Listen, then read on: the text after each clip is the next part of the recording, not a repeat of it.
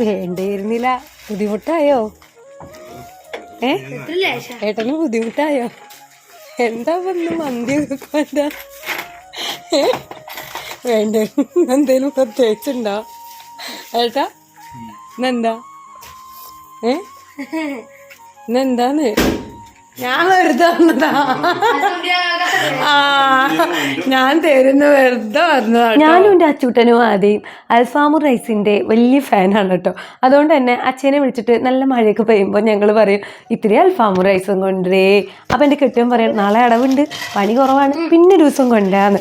അപ്പോൾ പെട്ടെന്ന് കൊണ്ടുവരാനുള്ള എൻ്റെ ഒരു ഐഡിയ ആയിരുന്നു, നിങ്ങളിത് കൊണ്ടുപോവാ, വന്ന ഉടനെ തിളങ്ങുന്ന ഒരു 500 നോട്ട് ഞാൻ അപ്പോഴേ വീശിത്തരുന്നു.